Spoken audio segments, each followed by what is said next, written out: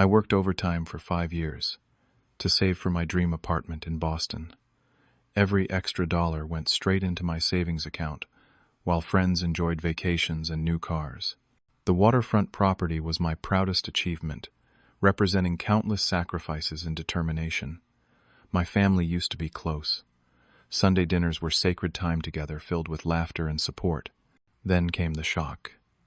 My parents demanded I sell my home to fund my sister Jessica's messy divorce. When I refused, the lawsuit papers arrived. Before I tell you how I stood my ground against my own family, drop a comment letting me know where you are watching from, and hit that subscribe button if you have ever had to choose between your future and family expectations. I grew up in a middle-class family in suburban Massachusetts, where my parents constantly emphasized the importance of education and financial responsibility. Throughout my childhood, their lessons about saving money and living within our means were drilled into me almost daily.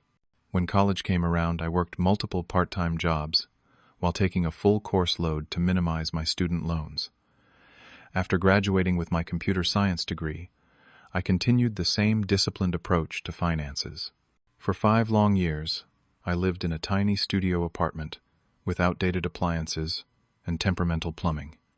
While my tech colleagues upgraded to luxury rentals or bought homes, I continued saving. I took every overtime opportunity, accepted weekend projects, and built my reputation as the guy who would always put in extra hours. My social life suffered, but my savings account flourished. I ate ramen more times than I care to admit, and became an expert at finding free entertainment options around the city. 2 years ago, all that sacrifice finally paid off. I purchased my waterfront apartment in Boston, a beautiful 2-bedroom, with floor-to-ceiling windows that let in natural light all day. The moment I signed those closing papers was the proudest day of my life. No one handed me anything. I earned every square inch through determination and delayed gratification. The apartment represented more than just a place to live. It was tangible proof that hard work pays off, a security blanket for my future and my small piece of the American dream. Weekends that were once devoted to extra work became renovation time. I taught myself basic carpentry from YouTube videos, installed new kitchen cabinets, refinished the hardwood floors, and painted every wall. Each improvement made with my own hands deepened my emotional connection to the place. This was not just property. It was the physical manifestation of my independence and self-reliance. My sister Jessica has always been a different story entirely. 3 years my senior. She was undeniably the favorite child in our family, where I received practical gifts like savings bonds and educational books for birthdays. Jessica got the latest fashions and electronics. Her college apartment was fully furnished by our parents, while I worked for every stick of second-hand furniture in mine. Despite her advantages, financial independence always eluded her. Jessica graduated with a marketing degree from a private university our parents paid for. She bounced between jobs, never staying anywhere longer than a year, always with a dramatic story about toxic workplaces or unappreciative bosses. Throughout her 20s, our parents regularly bailed her out of credit card debt, paid her rent when she came up short, and financed her car. This pattern seemed set to continue indefinitely until she met Andrew. Their romance was a whirlwind affair that culminated in an extravagant wedding after just 6 months of dating. Andrew owned a successful commercial real estate business that afforded them a lifestyle way beyond what Jessica had grown accustomed to. Their 5-bedroom colonial-style house in an exclusive neighborhood became the new location for family gatherings. Their European vacations and luxury vehicles were constant topics of conversation during family dinners. They quickly had 2 children now, ages 7 and 5, who became the center of our parents' universe as their only grandchildren. The first cracks in their seemingly perfect marriage appeared about a year ago. Jessica would make occasional comments about Andrew controlling the finances or questioning her purchases. During one Sunday dinner, I overheard her complaining to our mother about needing permission to buy clothes. I dismissed it as typical marital friction, nothing serious enough to threaten their lifestyle. Then 3 months ago, the situation exploded. Jessica filed for divorce, citing emotional abuse and controlling behavior. Andrew responded by immediately freezing their joint accounts and hiring an aggressive legal team known for protecting wealthy clients in high-profile divorces. Suddenly cut off from the luxury lifestyle she had grown accustomed to, Jessica packed up the children and moved back into our parents' suburban home. The initial Sunday dinner after Jessica moved in with our parents was tense from the moment I arrived. The normally boisterous greeting from my niece and nephew was subdued. Jessica looked exhausted with dark circles under her eyes, and her normally perfect hair pulled back carelessly. My mother kept disappearing into the kitchen to check on dinner, though I suspected she was really taking moments to compose herself. My father spent an unusual amount of time discussing the weather and local sports teams, clearly avoiding more sensitive topics. The bomb did not drop until we were halfway through dessert. My father cleared his throat, put down his fork, and mentioned that Jessica was looking for a more permanent housing solution for herself and the children. My mother quickly added that the divorce proceedings were getting complicated, and Jessica needed more financial support than they could provide alone. Wanting to help, I immediately offered to loan Jessica $5,000 to cover immediate expenses. I could spare that much without compromising my own financial security, and she was my sister after all. The look my parents exchanged after my offer made my stomach tighten. Something was off. My father straightened in his chair and delivered the statement that would change our family forever. "We think you should sell your apartment and give Jessica the money so she can get a place for her and the kids and pay her legal fees." The silence that followed felt eternal. I looked around the table, certain I had misheard, or they were making some bizarre joke. But the expectant expressions confirmed they were serious. They genuinely expected me to give up my home, the culmination of years of sacrifice and hard work, to bail out my sister from her failed marriage. I carefully explained why this request was completely unreasonable. I offered alternatives, co-signing a rental lease for Jessica, helping her find an affordable attorney, or even letting her and the kids stay at my place for a few weeks while I temporarily moved in with a friend. None of these suggestions satisfied them. Jessica began crying, accusing me of abandoning her and the children when they needed me most. My father reminded me sternly about family responsibility and how we need to support each other in times of crisis. My mother went straight for the emotional jugular, asking how I could sleep in my fancy apartment, knowing my niece and nephew might end up in some dangerous neighborhood because I was too selfish to help. I left dinner early that night, my head spinning from the ambush. Later that evening, my father called to emphasize how disappointed he was in my response, and to remind me that family should always come first. I barely slept that night, torn between guilt over my sister's situation and indignation at being expected to sacrifice everything while no one acknowledged my perspective. The pressure campaign began in earnest the very next day. My mother called before I even arrived at work, her voice trembling as she described Jessica crying herself to sleep. By lunchtime, Jessica had texted multiple photos of the children looking sad in my parents' cramped guest room that was now their bedroom. The caption read, "They keep asking when they can have their own rooms again." 2 days later, my father showed up unannounced at my office building. My coworkers stared as he loudly insisted we go to lunch to discuss family matters. Over sandwiches, he presented a crude financial plan where I could temporarily sell my apartment, give Jessica most of the proceeds, and rent a studio until things settled down. When I pointed out the mathematical impossibility of ever buying a comparable property again, if I followed this plan, he accused me of caring more about fancy views than family. The campaign expanded beyond my immediate family when my aunt called claiming she had heard about the situation and wanted to talk some sense into me. My uncle emailed a long message about how he had helped his brother through a tough financial time 30 years ago, heavily implying I should follow his example. Friends from high school texted asking if everything was okay with my family, indicating the rumors were spreading. Thanksgiving, normally my favorite holiday, turned into an absolute nightmare. What should have been a celebration became an organized intervention. Every family member present found a way to bring up Jessica's situation and my apparent selfishness. My cousin Mark, who had borrowed money from everyone in the family without repaying it, had the audacity to lecture me about generosity.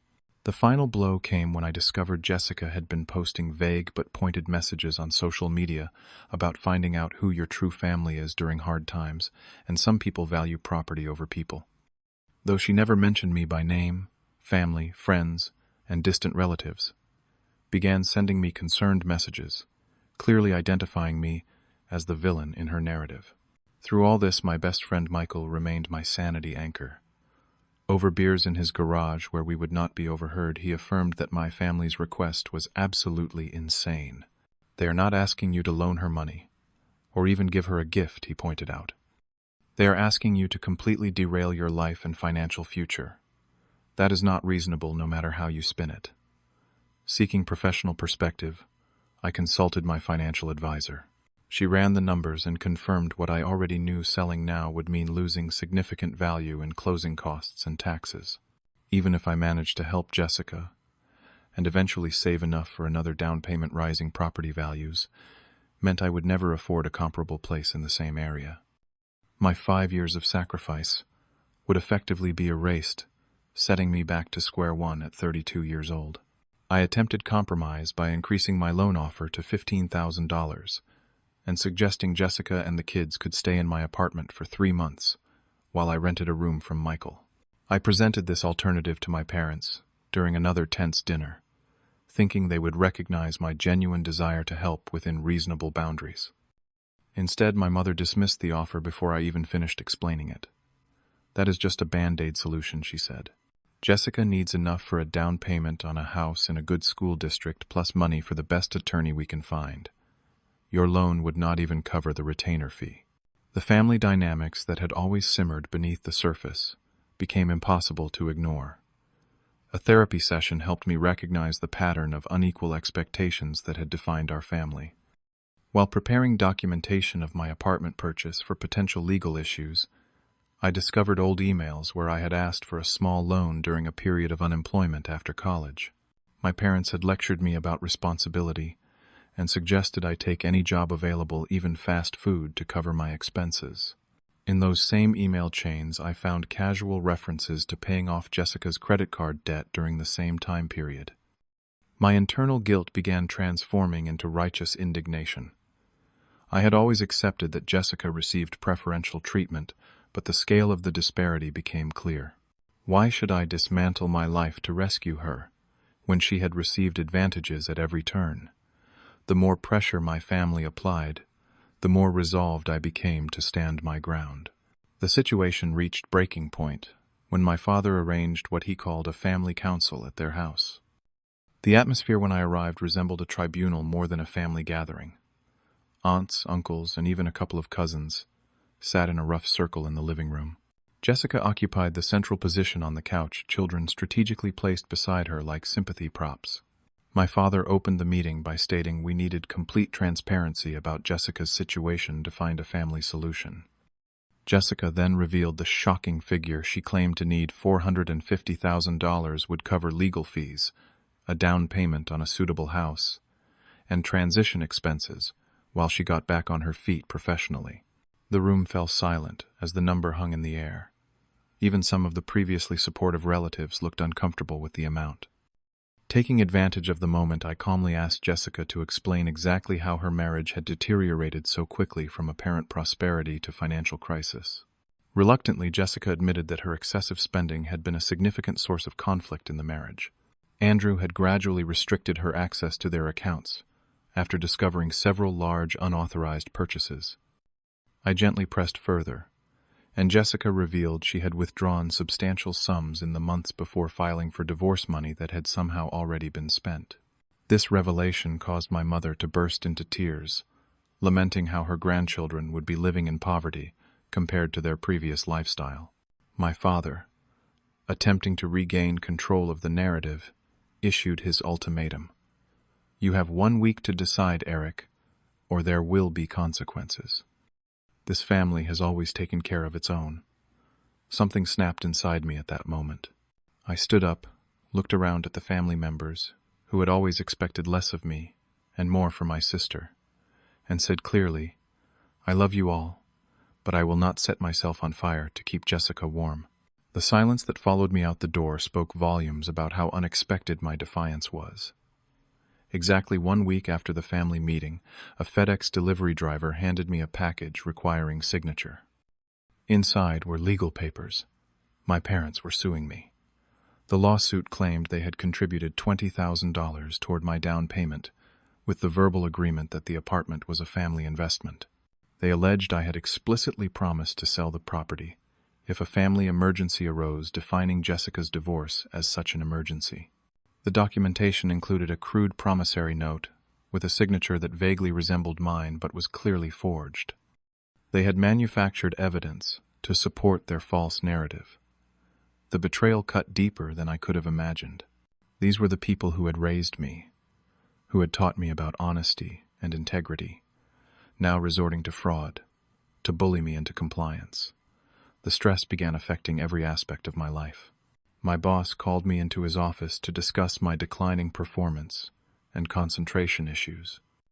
I started experiencing anxiety attacks, waking up at night with my heart pounding and unable to get back to sleep.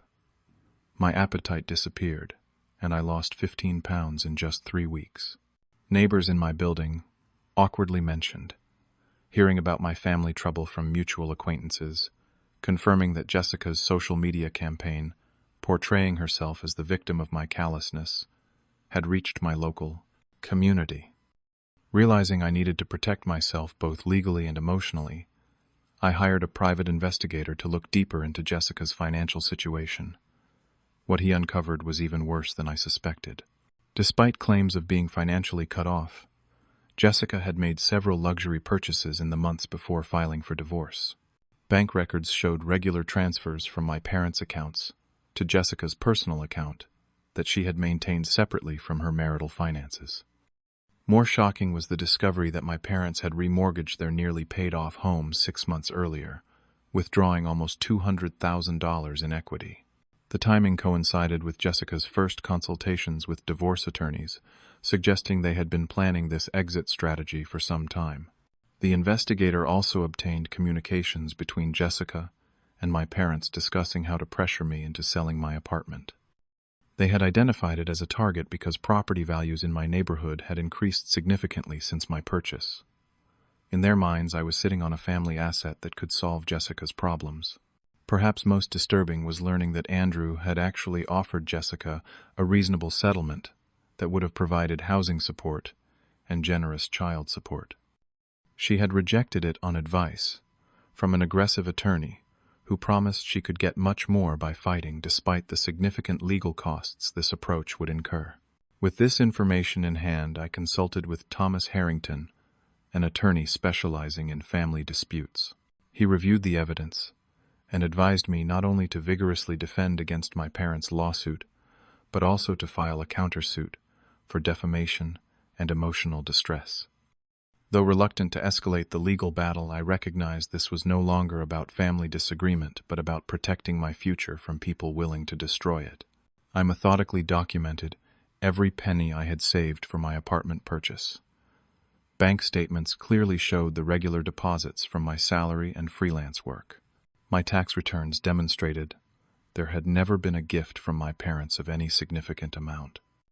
The real estate agent who had helped me with the purchase provided a sworn statement confirming no family members had been involved in the transaction. My therapist documented the psychological impact of the situation, noting symptoms of anxiety, depression, and post-traumatic stress resulting from the family betrayal. Friends who had witnessed my years of saving and sacrifice provided statements supporting my account of independently purchasing the property. The decision to make private family matters legal in public was agonizing. I had always been taught to keep family issues within the family to protect our collective reputation. But my parents and sister had already shattered that principle by spreading their version of events throughout our social circle and now through the legal system. Self-preservation required me to fight back with the full truth. The courtroom scene remains vivid in my memory. My parents and Jessica sat on one side with their attorney avoiding eye contact with me. On my side sat Thomas, his paralegal, and Michael, who had insisted on being there for moral support. The physical division perfectly symbolized the emotional chasm that had opened in our family. Judge Patricia Wilson, a stern woman in her 60s with reading glasses, perched on the end of her nose, reviewed the filings with obvious skepticism. After preliminary statements from both attorneys, She removed her glasses and addressed my parents directly. "Let me understand this correctly," she said. "You claim to have contributed to your son's apartment purchase with no written agreement, no bank records showing the transfer, and a promissory note that appears to have been created well after the fact. Furthermore, you believe a verbal promise that was never witnessed or documented gives you the right to force the sale of his legally owned property to benefit another adult child." My parents' attorney attempted to argue that family agreements often occur without formal documentation, but Judge Wilson was unmoved. When my attorney presented the financial records proving I had saved for the down payment independently, along with evidence of the forged document, the case unraveled completely. "This court finds the plaintiff's claims to be without merit and potentially fraudulent," Judge Wilson declared. "The case is dismissed with prejudice, and I am referring the matter of the apparently forged document to the district attorney's office for review." She then approved my countersuit to proceed, commenting that the deliberate attempt to deprive me of my legally owned property through fraudulent means warranted further legal examination. Jessica burst into tears at this pronouncement, while my father sat stunned, seemingly just realizing the serious consequences their actions might bring. My mother avoided looking at anyone, her hands trembling as she gathered her purse to leave. 2 weeks after the court hearing, my parents' attorney contacted Thomas requesting a settlement meeting. With the case dismissed and potential criminal charges looming over the forged document, they were eager to resolve the countersuit quietly. We met at Thomas's office, where my parents looked diminished, the confident righteousness gone from their posture. The settlement terms were straightforward: a public apology, acknowledging their false claims payment of my legal fees, and establishment of a college fund for Jessica's children, with the money they had been planning to use for her legal battle. I insisted on this last point not to punish my niece and nephew who were innocent in this conflict, but to ensure some financial support went to its intended purpose rather than Jessica's lifestyle. I donated my portion of the settlement to a family counseling organization that specialized in setting healthy boundaries in dysfunctional family systems. The irony of this choice was not lost on me, but it felt like the only positive outcome I could create from such a painful situation. For 6 months following the settlement, I had no contact with my immediate family. This period of separation proved invaluable for my emotional recovery. I deepened connections with friends who had supported me throughout the ordeal. Michael and his wife included me in their holiday celebrations.